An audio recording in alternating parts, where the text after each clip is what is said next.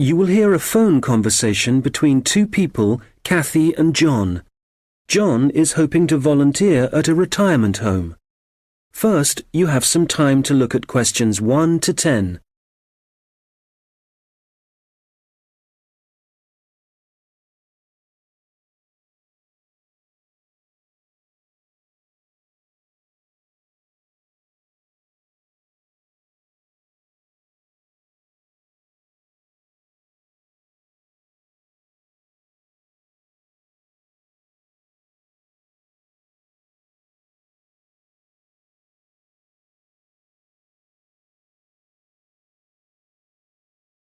Hello, Hillary Lodge Retirement Home. Kathy speaking.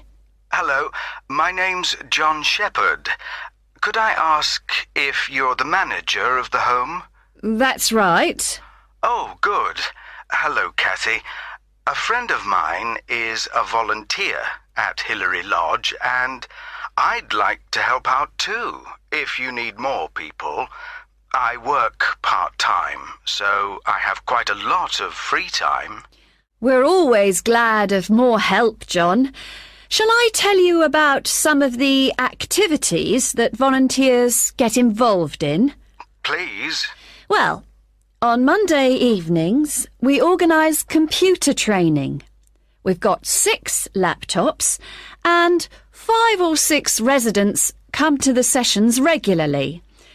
They're all now fine at writing and sending emails, but our trainer has just moved away, and we need 2 or 3 volunteers who can help the residents create documents.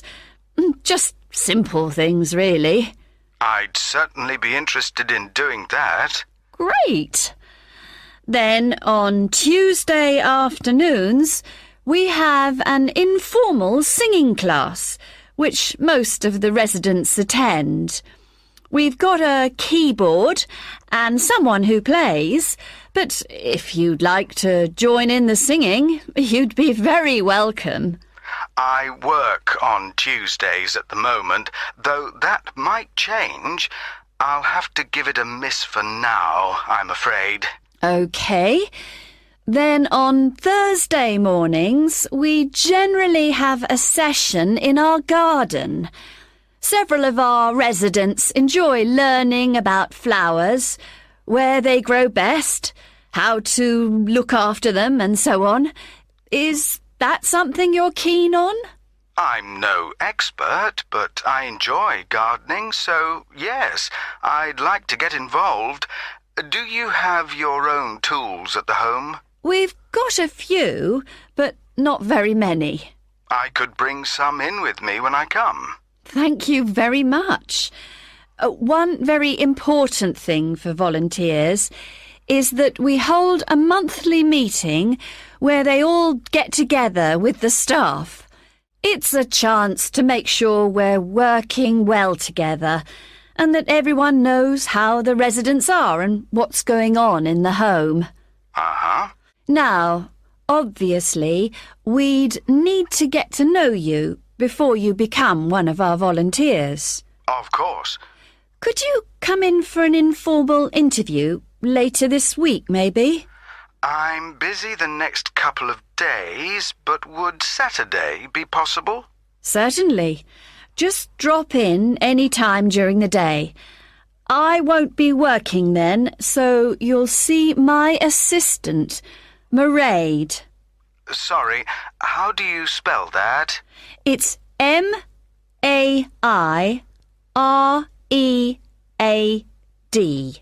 Mairead. OK, got that. It's not a name I'm familiar with. Oh, it's an Irish name. She comes from Dublin. Right. And the road that Hillary Lodge is in is called Bridge Road, isn't it? That's right. Number 73. Fine. Oh, one other thing you might be interested in. We're holding a couple of open house days and still need a few volunteers if you're available. What are the dates? There's one on April the 9th and another on the 14th of May. They're both Saturdays and all-day events. I can certainly manage May the 14th. I've got another commitment on April the 9th, though. That would be a great help. We're having several guest entertainers, singers, a brass band and so on, and we're expecting a lot of visitors. So one possibility is to help look after the entertainers. Or you could spend an hour or so organising people as they arrive, and then just be part of the team, making sure everything's going smoothly. Well, shall I show people where they can park? Lovely. Thank you. One reason for holding the open house days is to get publicity for Hilary Lodge locally. So you may find you have someone from a newspaper wanting to interview you. They'll want to find out from 2 or 3 people why they volunteer to help at the home. We're trying to get a TV station to come too, but they don't seem very interested. I don't mind being interviewed. Good. Well, if you come in for a chat, as we arranged, we'll take it from there. Thank you very much for calling. My pleasure. Goodbye. Bye. That is the end of section 1. You now have half a minute to check your answers.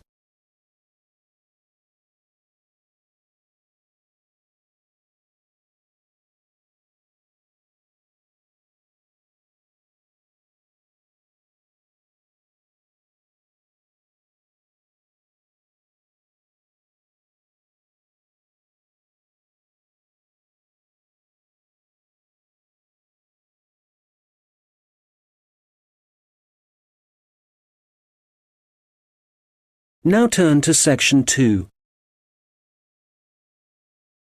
Recording 68. You will hear the head of a centre which offers evening classes for adults. She is explaining some recent changes which have been made to the centre.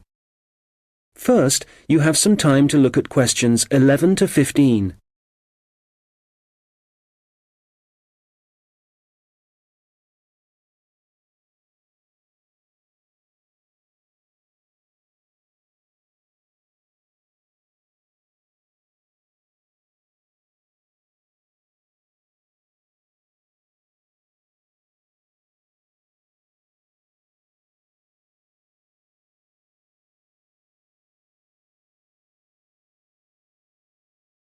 Hello. As some of you know, I'm Elaine Marriott, the head of the college's Learning Resource Centre. We've invited all of you taking evening classes and leisure activities to come and see the changes we've made to the centre in the last month. One major change we've made here on the ground floor is to the layout, as you can see from looking around you. I'm sure you'll recognise the desk. That's still in the same place, as it has to be just inside the door. But you'll see that there are now periodicals on the shelves in the corner behind the desk. We've brought them nearer the entrance because so many people like to come in just to read magazines. We now stock a far wider range of periodicals than we used to, so we've decided to separate them from newspapers. This means the newspapers are now just the other side of the stairs, near the study area. Now, another thing is that we've brought the computers downstairs. People used to complain about having to go upstairs to use them. So they're now at the far side of the building on the right, in the corner overlooking the car park.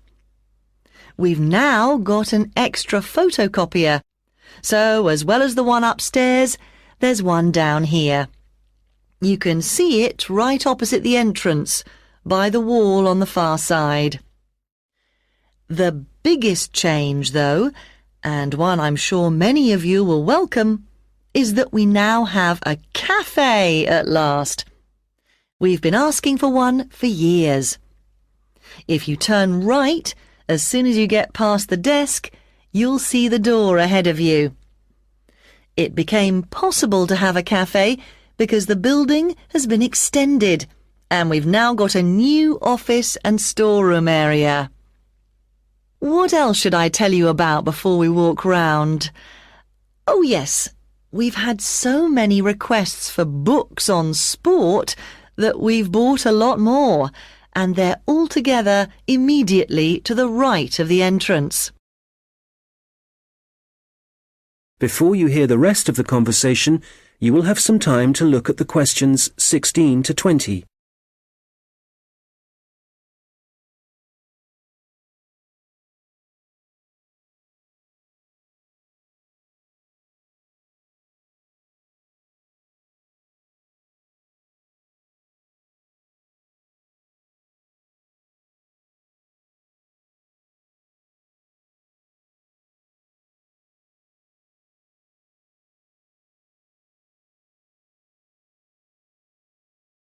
Now listen and answer questions 16 to 20. OK, that's enough on the new layout. We'll walk round in a moment, but before we do, something about the people who are here to help you. Of course, all the staff will do their best to answer your questions, but now we're each going to specialise in certain areas. So, if you ask a staff member about something and they don't think they can help you enough, they'll direct you to our specialist. Jenny Reed is the person to see if there are any films you'd like us to stock, as she's taken over responsibility for purchasing those. I'd better warn you that our budget is limited, so I'm afraid we can't promise to buy everything you ask for. Phil Penshurst can help you to improve your writing if you need to produce reports for your course. You can book a half-hour session with Phil to start with. Then, if you want more help, he'll arrange follow-up sessions with you. I must mention Tom Salisbury. Many people are interested in doing research or just reading about this region. The people, occupations, changes over the years and so on. Tom is a specialist in this particular field, so if you want any help, he can point you in the right direction. We've got a large collection of relevant documents, from old maps to studies of the wildlife. We have a new member of staff, Saeed Akhtar. I'm sure you'll meet him soon and will find him very helpful. If you're unemployed and want some advice on the practical aspects of looking for a job, Saeed is the person to talk to. He's also written a very useful book on the subject, which of course we've got on our shelves. Many of you will know Shilpa Desai, who's been working here for about 5 years. Shilpa now has the additional responsibility of giving information and advice on anything to do with housing, such as finding out what's available or whether you're eligible for financial help. Right, well, that's quite enough from me. So let's walk round the library. That is the end of section 2. You now have half a minute to check your answers.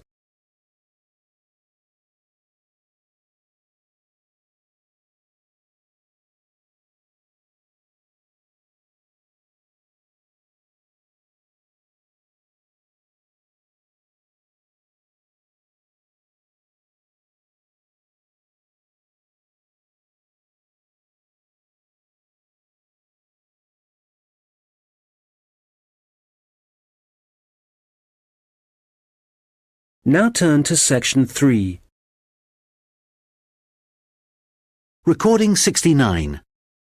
You will hear a tutor and a student discussing a project the student is working on.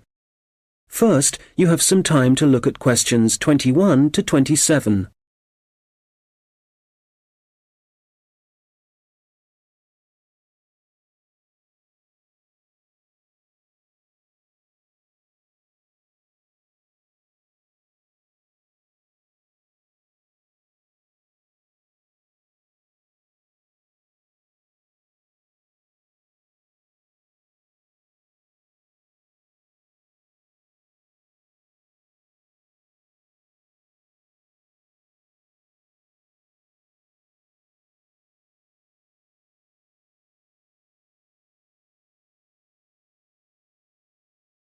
Right, Stuart. Well, I've read your draft report on your work placement at the Central Museum Association. Sounds as if you had an interesting time. So you ended up making a film for them? Yeah, it was a film to train the employees in different museums in the techniques they should use for labelling ancient objects without damaging them. Some of them are really fragile. OK. So in your report, you go through the main stages in making the film. Let's discuss that in a little more detail. You had to find a location, somewhere to shoot the film. That took quite a few days because I had to look at different museums all over the country, but I'd allowed time for it. And even though it was the middle of winter, there wasn't any snow, so I didn't have any transport problems. Right. Did you have to decide what equipment you'd need for the filming? Yes, I think they were quite surprised at how well I managed that. It was just the luck of the draw, actually. I'd done that project with you last year. Oh, on recording technology? So you knew a bit about it from that, right? Yeah. What I found really hard was actually writing the script.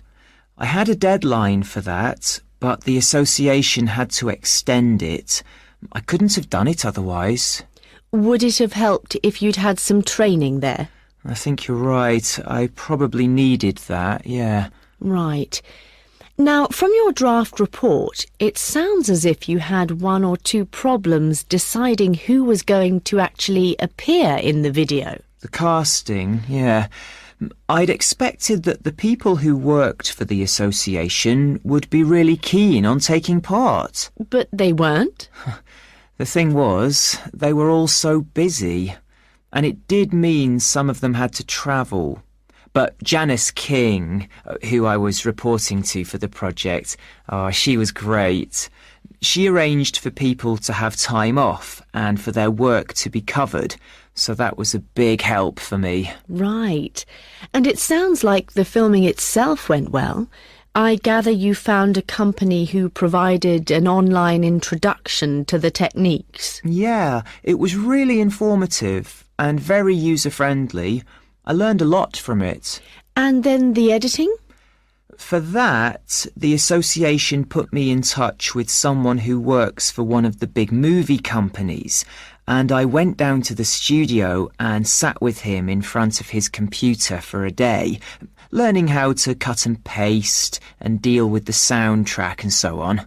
So was that all? No, I didn't include this in my draft report, but I had to design the cover for the DVD as well, the lettering and everything. Have you done any of that sort of design work before?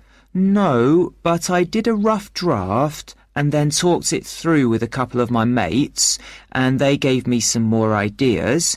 And when I'd finished it, I showed it to the people who worked at the association, and they really liked it. Excellent.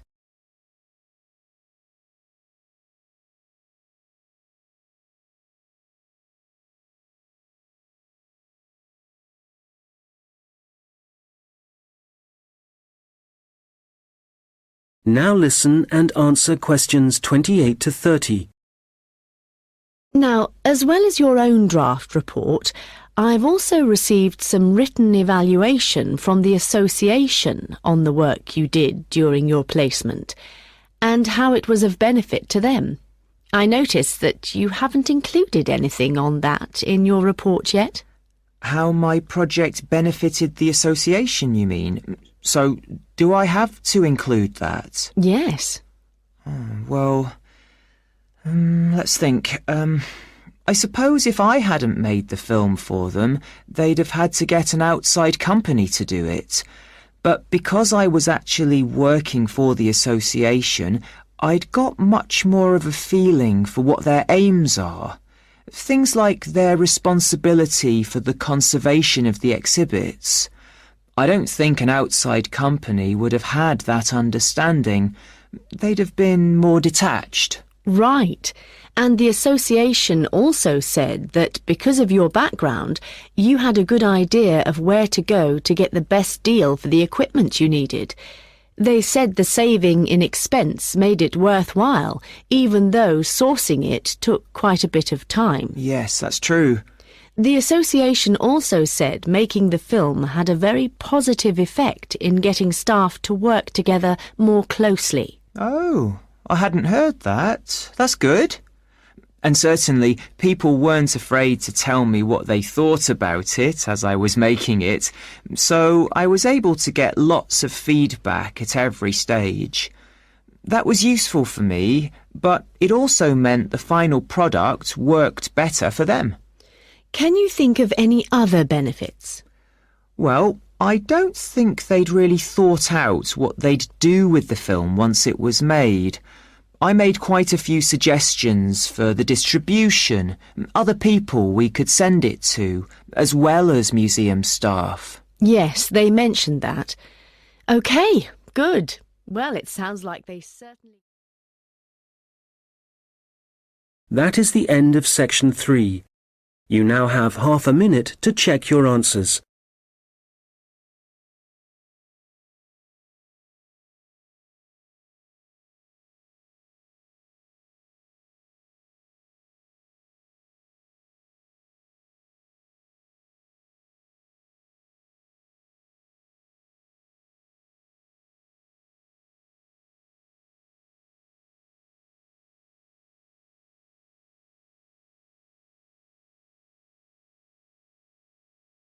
Now turn to section 4. Recording 70. You will hear a lecture about a species of bird called the New Caledonian crow. First, you have some time to look at questions 31 to 40.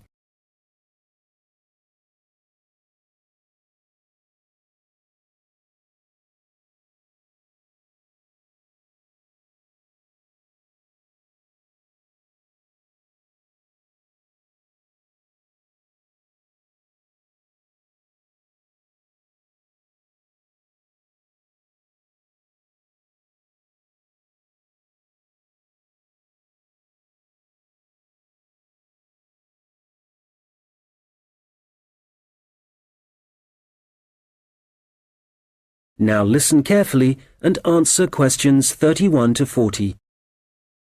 I'm going to talk today about research into a particular species of bird, the New Caledonian crow, whose natural habitat is small islands in the Pacific Ocean. And it seems that these crows are exceptionally resourceful. Using sticks or other tools to find food isn't unknown among birds and animals. Some chimpanzees, for example, are known to bang nuts on stones in order to break the shell and get at the edible kernel inside. One New Caledonian crow, called Betty, bent some straight wire into a hook and used it to lift a small bucket of her favourite food from a vertical pipe. This experiment was the first time she'd been presented with wire, which makes it very impressive. Another crow, called Barney, has demonstrated his skill at using sticks to forage for food. In one research project, scientists from New Zealand and Oxford set captive New Caledonian crows a 3-stage problem. If they wanted to extract food from a hole, the crows first had to pull up a string to get a short stick, then use that short stick to remove a long stick from a toolbox, and finally use the long stick to reach the food. Amazingly, they worked out how to do this successfully. Further experiments carried out at Oxford suggest that crows can also use sticks as tools to inspect all sorts of objects, possibly to assess whether or not they present a danger. The idea for the experiment came from observing the birds using tools to pick at random objects, such as a picture of a spider that was printed on some cloth. In this research, 5 pairs of crows, including Barney, underwent tests to see how they would react to a variety of objects, which were carefully chosen so the birds wouldn't be tempted to view them as a possible source of food. As a further precaution, all the crows had been fed beforehand. On 8 occasions, a bird's first contact was by using a tool. In all 3 trials, Barney began by using a stick for inspection. One involved a rubber snake. First, he approached it, but didn't touch it, then retreated to pick up a stick. He then prodded it with the stick. After some more investigation, he discarded the stick and carried on pecking at the snake more confidently, apparently convinced that it wouldn't move. In other experiments, 2 different birds, called Pierre and Corbeau, also made a first approach with tools on 3 separate occasions. Pierre used a short piece of wood chip to touch a light which was flashing, and Corbeau was seen prodding a metal toad with a stick. Significantly, the crows tended to use the sticks only to make their first contact with the object. Subsequently, they either ignored the object or dropped the tool and pecked at the object, which is very different from using the tool to get access to food.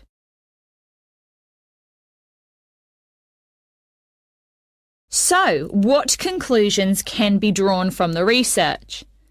Evidence is building up from experiments such as these that the birds are able to plan their actions in advance, which is very interesting for understanding their cognition. They don't seem to be responding in a pre-programmed sort of way. It may even be possible that they're able to view a problem and work out what the answer is. However, a major difficulty is assessing whether this tool-using behaviour is a sign of intelligence. To some extent, this is related to the ecological circumstances in which the animal is found. So, scientists want to find out much more about how the crows behave in their native habitat, and a team from Exeter and Oxford universities is carrying out research in New Caledonia. They're looking into whether the birds' way of searching for food gives them any possible evolutionary advantage. The birds are hard to observe, as they live in a region of mountainous forest, so the researchers have attached tiny cameras to the tails of some birds as one method of investigating their behaviour. The birds are masters at using sticks to find their food, in particular beetle larvae from the trees. It's possible that the birds can derive so much energy from these grubs that they only need to eat a few each day. This would mean that they wouldn't have to spend most of their waking time searching for food, as most animals do. The beetle larvae have a distinct chemical makeup, which can be traced through the feathers and blood of birds that eat them. Scientists have collected samples from crows in order to estimate the proportion of larvae in their diet. They should then be able to gauge the extent to which individual birds depend on using sticks to feed themselves. We have learnt a great deal about the ability of New Caledonian crows to use tools, and some very interesting research is being carried out into them.